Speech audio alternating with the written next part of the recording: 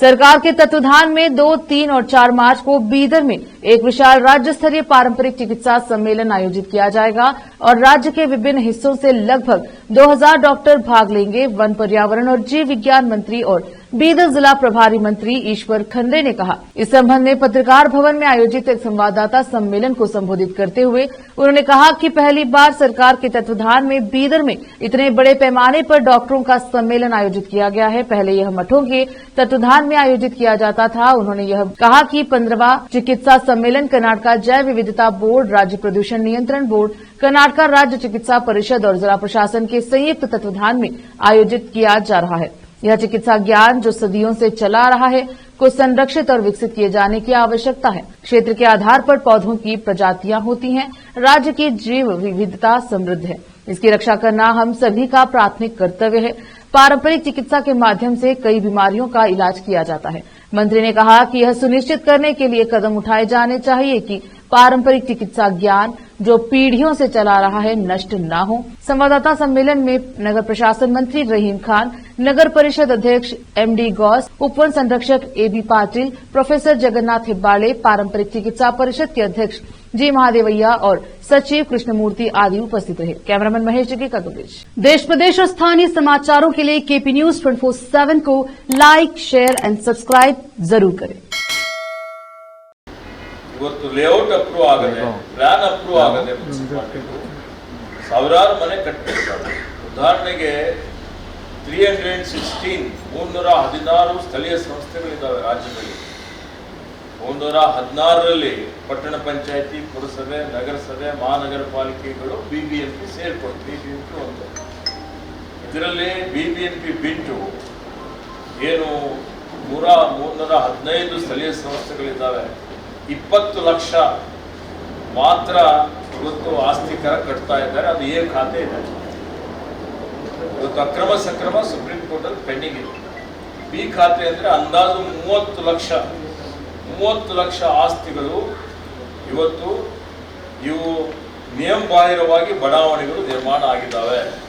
ಆ ಬಡಾವಣೆಗಳಿಗೆ ಸರ್ಕಾರ ಮತ್ತು ಸ್ಥಳೀಯ ಸಂಸ್ಥೆಗಳು ರಸ್ತೆ ಮಾಡಿಕೊಟ್ಟಿದ್ದೇವೆ, ಚರಂಡಿ ಕೊಟ್ಟಿದ್ದೇವೆ, ಕುಡಿ ನೀರು ಕೊಟ್ಟಿದ್ದೇವೆ, ವಿದ್ಯುತ್ ಕೊಟ್ಟಿದ್ದೇವೆ, ಮೂಲಭೂತ ಸೌಕರ್ಯ ಕೊಟ್ಟಿದ್ದೇವೆ. ಆದರೆ ಆಸ್ತಿ ಕರ ತಗೊಳ್ತಾ ಇಲ್ಲ. ಸುಮಾರು ವರ್ಷದಿಂದ ನಡೀತಾ ಇದೆ. 2016ರಲ್ಲಿ ನಾನು ಮಂತ್ರಿ ಇದ್ದಾಗೆ ಸುಪ್ರೀಂ ಕೋರ್ಟ್ ಜಡ್ಜ್ಮೆಂಟ್ ಬಂತು, ಹಂಗೆ ಉಳಿತು. ಈ ಬಿ ಖಾತಾ ಸಿಸ್ಟಮ್ ಏನಿದೆ ಅಂದರೆ ಇದರಿಂದ ಏನಾಗ್ತಾ ಇತ್ತು, ಬಹಳಷ್ಟು ಸ್ಥಳೀಯ ಮಟ್ಟದಲ್ಲಿ ಅಕ್ರಮನೂ ಆಗ್ತಾ ಇತ್ತು.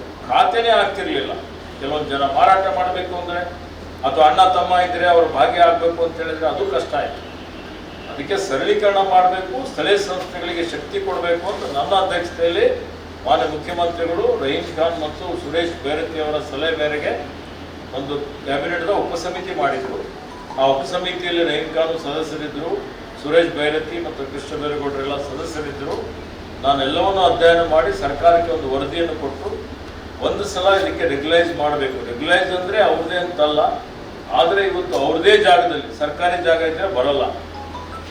ಸ್ವಂತ ಜಾಗದಲ್ಲಿ ಯಾರು ಮನೆ ಕಟ್ಟಿಕೊಂಡಿದ್ದಾರೆ, ಯಾರದು ಅಕ್ರಮವಾಗಿ ಬಡಾವಣೆಗಳಿದ್ದರೂ ಅವ್ರಿಗೆ 2 ಪಟ್ಟು ಆಸ್ತಿ ಕರ 1000 ಇದ್ದರೆ ಅವ್ರು 2000 ಕಟ್ಟಬೇಕು. ಅದು 5 ವರ್ಷ ಇರ್ಬೋದು, 10 ವರ್ಷ ಇರ್ಬೋದು, ಅದು ಲೆಕ್ಕ ಆಗ್ತಾ ಇಲ್ಲ. ಒಂದು ಸಲ ಅಂದರೆ ಒಂದೇ ಸಲ, ಫಸ್ಟ್ ಟೈಮ್ 2 ಪಟ್ಟು ಕಟ್ಟಬೇಕು, ಸೆಕೆಂಡ್ ಟೈಮ್ ಏನಿದೆ ಒಂದೇ ಪಟ್ಟು ಕಟ್ಟಬೇಕು. ಆ ರೀತಿಯಲ್ಲಿ ಆಸ್ತಿ ಕರ ಕಟ್ಟಿ ಅದು ಮುಂದೆ ರಿಜಿಸ್ಟ್ರೇಷನ್ ಬೇರೆಯವರಿಗೆ ಆದರೂ ಬೀದರ್ ಕಾರ್ಪೊರೇಷನ್ ಆಗಿದೆ. ಮತ್ತೆ ಬಜೆಟ್ ಕೊಡೋದ್ರಲ್ಲಿ ನಾನು ಬೀದರ್ಗೆ 150 crore ಸ್ಥಾನ ದುಡ್ಡು ಕೊಟ್ಟಿದ್ದೇನೆ. ಬೇರೆ ಬೇರೆ ಸ್ಕೀಮ್ಸ್ನಲ್ಲಿ, SFC ಆಗಲಿ, ಅಮೃತ್ನಲ್ಲಿ ಆಗಲಿ, ಮತ್ತು ನಗರೋದ್ಧಾರನಲ್ಲಿ ಆಗಲಿ, ಸ್ಪೆಷಲ್ ಫಂಡ್ ಆಗಲಿ, ಅಥವಾ ಸ್ಮೇರ್ ಕೊಟ್ಟಿದ್ದೆ. ಮತ್ತು ಬಿ ಖಾತಾ, ಬಿ ಖಾತಾ ಎಸ್ಪೆಷಲಿ ಕ್ಯಾಬಿನೆಟ್ನಲ್ಲಿ ಇಡೀ 40 ವರ್ಷದಿಂದ ಇದು ಪೆಂಡಿಂಗ್ ಇತ್ತು.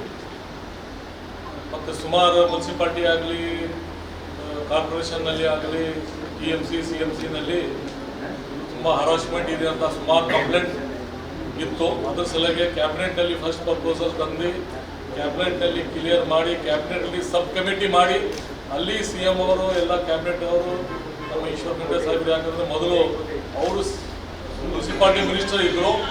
ಸರ್ ಇದು ಹೇಳಿದ್ರಿ ಸರ್, ನಮ್ಗೆ ಇನ್ನು ಹುಮ್ನಾಬಾದ್ ಮೇಲೆ ಯಾಕೆ ಸಿಗ್ತದ ಅಂತ ನಮ್ಮ ಪ್ರಶ್ನೆ. ಹುಮ್ನಾಬಾದ್ ಮೇಲೆ ಏನು ಸಿಕ್ಕಿಲ್ಲ, ಹುಮ್ನಾಬಾದ್ಗೆ ಏನು ಬೇಕು ಅದು ಎಲ್ಲ 100% ಕೊಡ್ತೇವೆ ಅಂತ ನಾನು ಹೇಳ್ತೇನೆ. ಸರ್ ಪೌರ ಕಾರ್ಮಿಕರಿಗೆ 6 ತಿಂಗಳಿಂದ ಸ್ಯಾಲರಿ ಇಲ್ಲ ಸರ್ ಬೀದರ್ನಲ್ಲಿ, ಅದ್ರ ಬಗ್ಗೆ ಗಮನ ಹರಿಸಿ.